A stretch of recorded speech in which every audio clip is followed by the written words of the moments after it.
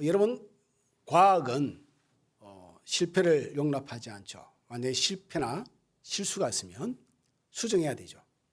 그리고 반드시 그 똑같은 실패나 실패가 일어나지 않게 만듭니다.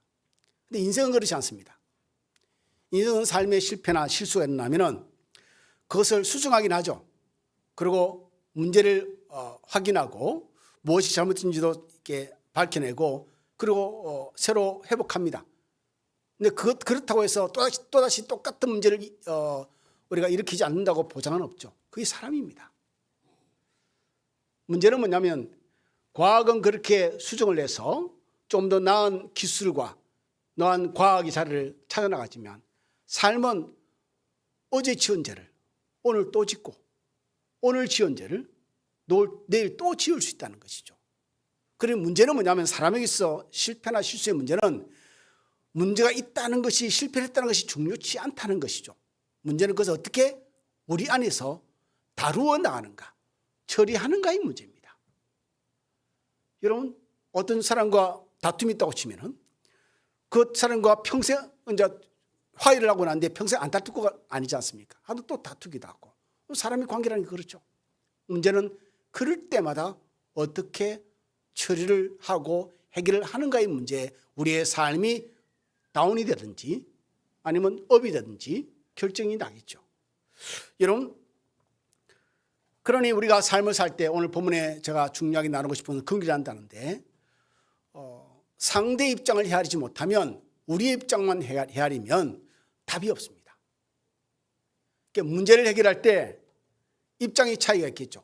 오늘 보면 13절에 보면은 제가 전하고 싶은 말씀이 이 말씀인데 긍휼을 행하지 아니하는 자에게는 긍휼 없는 심판이 있으리라. 긍휼은 심판을 이기고 자랑하느니라. 그러니까 성경은 언제나 우리에게 가르치는 게 그런 이야기입니다.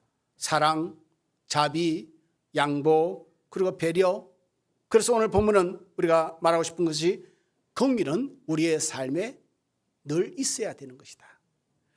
야고보서 2장 8절로 9절 읽지 않았지만 내용을 보면 이렇게 기록되어 있습니다. 너희가 만일 성경에 기록된 대로 내 이웃 사랑하기를 내 몸과 같이 하라 하신 최후의 법을 지키면 잘하는 것이거니와 만일 너희가 사람을 차별하며 대하면 죄를 짓는 것이니 율법이 너희를 범법자로 정죄하리라 라고 말합니다. 여러분, 사람을 차별한다는 이야기가 이 8절 9절에 등장하는데 사람을 차별하는 이유가 뭐죠? 자기에게 기준이 있는 거죠. 나름대로 자기 기준이 있는 겁니다. 그래서 그 기준 속에서 내 옳음이 있고 그리고 내가 판단할 때 용납 안 되는 게 있고 그것에서 사람을 딱 갈라놓죠. 내 속에 무엇이 있느냐에 따라서 그렇게 갈라집니다. 그래서 사람들은 내 속에 있는 자기의 성향과 내 가치관 혹은 내 속에 있는 기준에 의해서 생각 없이 그냥 그대로 마음이 흘러가는 대로 사람을 판단해 버리는 것이 우리들이죠. 어쩔 수 없습니다. 그런데 성경은 말하기를 죄인에 대해서 용서하라 그러고 죄인에 대해서 자비를 베풀라 그러고 죄인에 대해서 긍휼히 여기라고 합니다. 그러면 우리 속에 이런 이 세팅되어 있는 우리 자체의 시스템이 있겠죠. 마음에 그 성향이기도 하고 아니면 자기 자존심이기도 하고 혹은 자기 가치관이기도 하겠죠. 내가 살아온 삶의 경륜에서 만들어진 프레임, 틀이기도 하겠죠. 근데 그것에서 우리를 그냥 살아버리면 안 된다는 겁니다. 하나님 말씀하신 그 말씀이 어떤 상황이 일어날 때 시스템이 작동되어서 말씀의 시스템이 작동되어서 하나님의 긍휼한 마음이 동원되는 것이 신자여야 된다는 것입니다. 여러분, 긍휼한 마음을 가진다는 것은 먼저 하나님 마음을 살피는 것이지만 가장 먼저 우리가 생각할 것은 그 사람의 입장을 한번 생각하는 겁니다. 입장을 우리가 쉽게 끌어나가려면은 그래서 긍휼을 베푼다는 것은 상대의 마음을 한번 헤아려 보는 데서 시작됩니다. 그렇게 시작하면 됩니다. 하나님 마음을 돌아보고 이게 어려우면 그렇게 시작하면 됩니다. 내 입장이 아니고 그 사람 입장에서 그런 말 있지 않습니까? 어르신들 말씀에 처녀가 애를 낳아도 할 말이 있답니다. 그러니 그 처녀가 애를 낳은 그 이유에 대해서 상황에 대해서 배경에 대해서 한번 생각해 볼 필요는 있다는 것이죠. 어떻게 저럴 수가 있을까? 아니요. 그럴 수 있는 것이 세상이고 삶인 것이죠. 그래서 야고보서 2장 9절은 말합니다. 만일 너희가 사람을 차별하여 대하면 죄를 짓는 것이니 율법이 너희를 범법자로 정죄하리라. 어떻게 보면 이렇게 설명할 수 있겠어. 내 마음속에 세팅되어 있는 내 마음의 시스템, 가치관, 성향들, 그런 것들에서 자연스럽게 흘러가는 것이 잘못하면 그게 하나님께 죄가 된다는 겁니다. 반드시 우리는 그 마음대로 따라가면 사람을 차별합니다. 정죄하겠죠. 비판하겠죠. 당연합니다. 우리 속에 옳고 그름이 정리되어 있으니까. 그런데 성경은 바로 그게 죄다고 이야기합니다. 그럼 신자는 뭐냐면 이 부분에서 우리가 브레이크가 걸려야 되죠. 덜컥하고 걸려야 됩니다. 나는 저놈이 나쁜 놈이라 그러는데 저도 그럴 때 있죠. 목사인데도 저 나쁜 놈이다 그럴 때 있죠, 여러분. 그런데 하나님 말씀에는 또 그 부분을 헤아리기를 원하시는 것이죠. 얼마 전에 집사람은 그런 이야기 했습니다. 저 사람 진짜 나쁜 사람이다. 저 사람 진짜 나쁜 사람이다. 어떻게 그럴 수 있지? 이 상식으로 이해가 안 됐습니다. 그런데 그 마음으로 흘러가면 우리가 하나님께 죄를 범할 수밖에 없다는 것이 오늘 본문의 요지입니다. 여러분, 오늘 본문 10절 11절 말씀이 우리에게 또 다른 도전인데요. 본문은 이렇게 시작됩니다.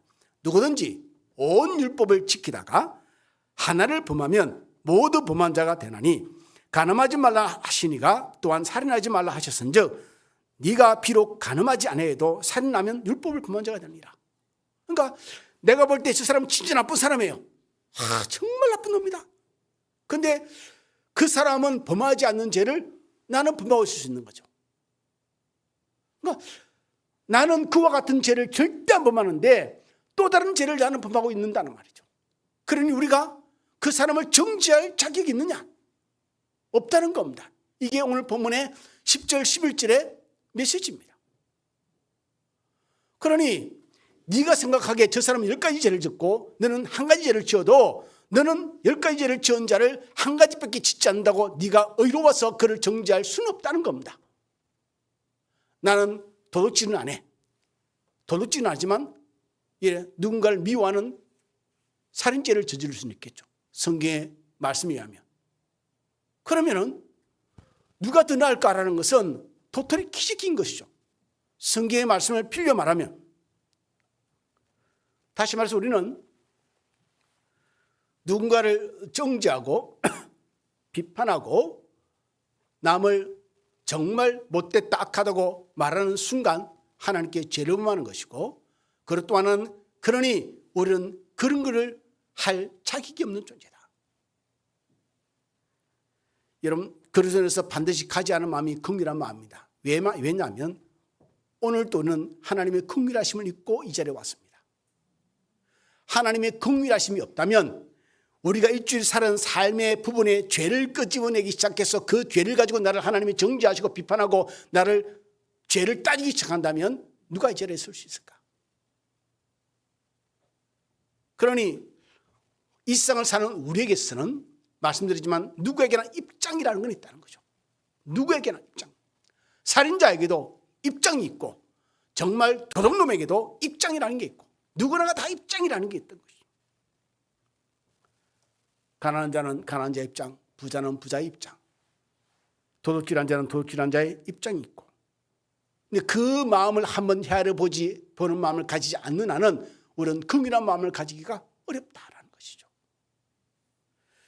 여러분, 복음이라는 단어를 이해하십니까?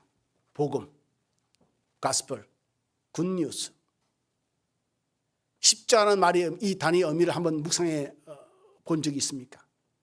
그 안에 무수히 담겨 있는 하나님의 메시지들. 우리가 교회라는 의미, 교회라는 의미도 여러분 묵상해 본 적이 있습니까? 교회가 뭡니까? 우리는 아무것도 아닌 존재인데 교회가 되었습니다. 이유는 하나죠.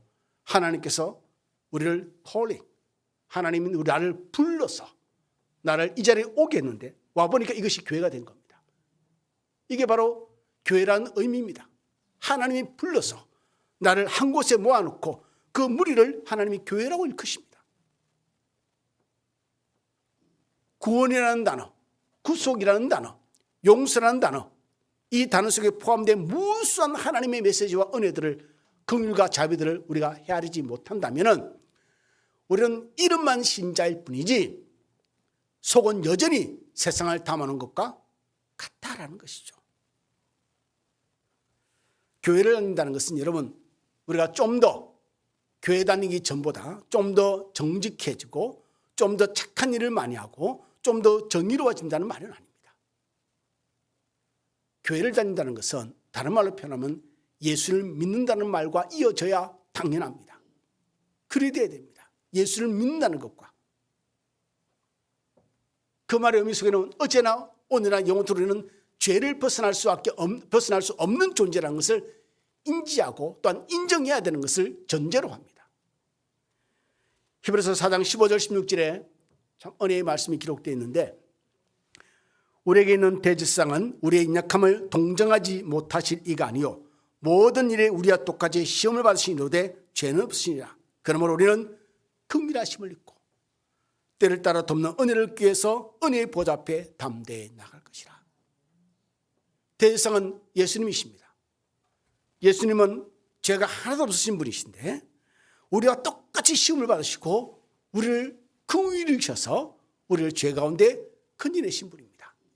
그래서 누구든지 예수 앞에 나오는 자는 4장 16절에 말하기를 히브리서 4장 16절에 우리가 주의 긍휼하심을 입고 때를 따라 돕는 은혜를 얻기 위해서 은혜의 보좌 앞에 담대히 나갈 것이라.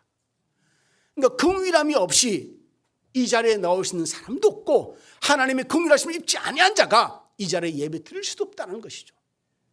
이 자리에 우리가 있다는 자체가 하나님의 긍휼함을 입고 있다는 것이니 하나님의 긍휼함을 입은 존재가 타인을 긍휼히 여기지 않겠다는 것은 얼마나 교만하고 얼마나 우리의 마음이 완악할까.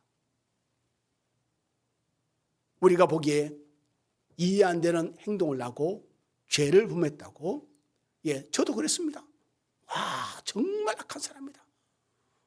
욕은 그 정도에서 끝났습니다. 욕은 더 이상 안 하고요. 여보 정말 못된 사람이다. 정말 악한 사람이다. 이 말을 제가 집사람하고 한 20번 한 것 같아요. 죄송합니다. 근데 여러분 내가 정말 이해 안 된다고 해서 그 사람의 속과 그런 비하인드 스토리를 내가 모르면서 함부로 정죄하는 것은 하나님이 나를 보실 때 제가 얼마나 못되고 악하고 추하고 더럽고 여러분 죄 많은 인생인데 나를 긍휼히 여기서 여기까지 인도하셨는데 우리가 뭐가 잘났다고 거기서 거기 도토리 키재기의 모양일 텐데 그러니 우리가 신자다움의 모습을 가지지 못하는 것이죠. 좀 더 제가 강하게 말씀드리면 긍휼이 없는 삶을 산다는 것은 복음의 본질에서 벗어난 삶을 사는 것과 같다. 긍휼히 여길지 모르는 사람들은 내가 하나님께 얼마나 큰 긍휼하심을 받고 사는지를 망각하고 사는 것과 같다. 긍휼히 여기지 아니하는 사람들은 나중에 하나님께 심판받을 것을 생각지도 않고 사는 것과 같은 인생이다. 왜? 우리가 하나님의 마지막 심판을 받을 때 반드시 하나님의 긍휼하심이 필요한 심판을 받아야 됩니다. 그러니 우리가 이 땅에 살면서 긍휼한 마음을 가진다는 것은 하나님 마음을 내 마음에 가지는 것이고 또한 내가 얼마나 큰 은혜를 받고 긍휼하심을 받고 사는지를 인지하고 사는 인생이기 때문입니다. 한 걸음 더 나가서 말하면 우리가 교회를 오면 이름 나눠집니다. 교인이 있고요. 성도가 있고요. 제자가 있습니다. 교인은 교회를 다니는 사람을 교인이라고 합니다. 이것을 우리가 처치맨이라고 그러죠. 그런데 크리스찬 성도가 있습니다. 이 사람은 예수를 믿는 사람이죠. 예수를 믿는데 또 하나가 뭐냐면 디사이플, 제자가 있습니다. 제자는 하나님께 그의 삶을 말씀 앞에 다 내놓고 사는 사람들입니다. 그래서 교인과 성도는 긍휼한 마음을 가지기가 쉽지가 않습니다. 특히 교인은 더 그러고요. 성도는 참 하려고 해도 잘 안 되는 것이 우리의 마음이라. 근데 제자는 하나님 마음을 달려고 애를 쓰는 사람이라 그나마 좀 나은 사람들입니다. 여러분, 우리는 제자가 되어가야 되겠죠. 하나님 마음을 닮아야 되고 예수를 닮아가야 되는 사람이니까 제자로 삶을 살려면 가장 중요한 게 우리의 마음속에 긍휼한 마음입니다. 긍휼한 마음이죠. 오늘 보면 13절의 말씀을 다시 한번 생각하면 이 말씀이 있습니다. 공의를 행하지 아니하는 자에게는 긍휼없는 심판이 있으리라. 공의는 심판을 이기고 자랑하느니라. 히브리서 기자가 오늘 본문을 통해서 말하고 싶은 게 이겁니다. 죄에 대해서 말을 하고 누가 더 죄를 지었고 더 많이 지었고 누구는 이 죄를 지었지만 이 죄를 안 짓고 뭐 이런 이야기를 나누는 게 아니고 본질은 뭐냐면 긍휼히 여기라. 그러니 나는 A 죄를 짓지만 저 사람은 B 죄를 짓고 저 사람은 C라는 죄를 짓고 우리는 똑같은 죄를 짓지 않고 그러니까 우리가 서로를 흉볼 수 있고 심판할 수 있고 정죄할 수 있지만 그러지 말아라. 우리는 다 죄인일 뿐이다. 네가 싫어한 죄를 저 사람이 짓고 있으니까 싫어하지 저 사람이 싫어한 죄를 너는 지금 짓고 있다는 것이죠. 야, 거기서 극이라는 것이죠. 그러니 우리에게 필요한 것은 뭐냐면 긍휼한 마음이라는 것이죠. 옛날에 자주 사용했던 제 단어인데요. 우리는 속된 말로 하나님께 심판을 받으면 지금 우리가 수십 번이 오징어 포가 되어도 그래도 납작하게 엎드려질 겁니다. 그렇게 됐을 겁니다. 수십 번 아니죠. 수백 번, 수천 번, 수만 번일 겁니다. 오직 주의 긍휼하심을 입고 은혜의 보좌 앞에 나오는 은혜를 얻어서 또 오늘 또 그렇게 살아가는 것이죠. 여러분 오늘 보면 10절 11절을 제가 한번 읽어드립니다. 다시 한번요. 누구든지 온 율법을 지키다가 온 율법을 지키는 사람입니다. 바리새인들이죠. 뭐 대단하지 않습니까? 하나를 범하면 성경은 말합니다. 그 모두를 범한 것과 같지 아니하냐. 가늠하지 말라 하시니가 살인하지 말라고 하지 않느냐.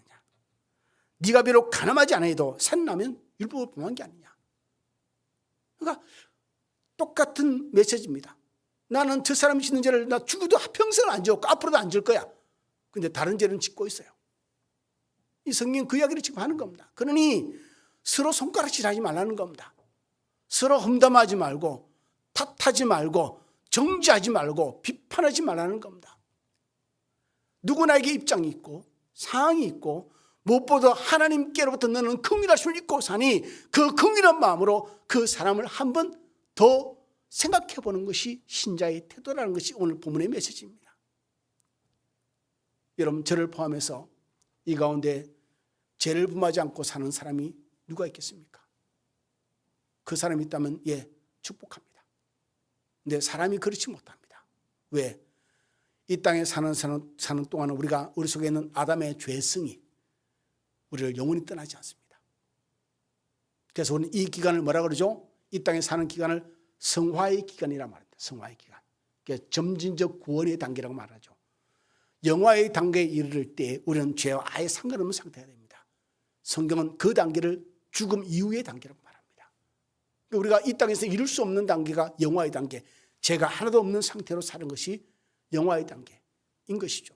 그러니 우리가 아무리 나는 그래도 거짓말 안 해. 나는 그래도 도둑질은 안 해. 나는 그래도 폭행은 안 해. 나는 그래도 사기는 안 쳐. 라는 말을 한다 할지라도 하나님 보시고 우리 속에 죄들이 있는 것이죠. 생각만으로도 하나님은 그것을 간음죄라 말하고 생각만으로 그것을 하나님은 살인죄라 말합니다. 형제를 미워하는 마음만 가지도 살인죄인 것이죠. 그러니 오늘 마태복음 5장 7절 예수께서 하신 말씀을 기억할 필요가 있습니다. 긍휼히 여기는 자는 복이 있다. 할렐루야. 저와 여러분이 하나님 복이 있기를 간절히 주의 이름으로 축원드립니다. 긍휼히 여기는 자는 복이 있나니 저희가 긍휼히 여김을 받을 것이니라.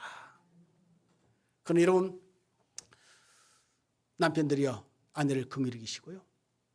아내들이여 남편을 긍휼히 여기시기 바랍니다. 얼마나 뼈 빠지게 밖에 나가서 자존심 상해서 돈을 벌어서 처자식을 먹여 살립니까? 할렐루야. 예, 아멘 하시기 바랍니다. 그리고 부모도 자식을 불쌍히 여기고 긍휼히 여기고 그리고 자식도 부모를 긍휼히 여기고 우리 가족 간에도 긍휼히 여기는 마음이 없으면요. 입장을 헤아리는 마음이 없으면 문제가 생기면 뭐냐면 가족이 단단해지지 못합니다. 성숙해지지 못합니다. 결국 긍휼히 여기는 마음이 없으면 자기 입장만 따지다가 결국 우당탕탕 싸우기 나름인 것이죠. 여러분 여기서 제가 한 가지 조심해야 할 혹시나 노파심입니다. 왜? 제가 거의 40년 가까이 목회하다 보니까 그런 경우 많더라고요. 집에 가면 목사님이 긍휼히 얘기잖아. 그래서 남편한테 아내한테 자식한테 부모한테 이제 엇박지릅니다. 나를 긍휼히 여기라고.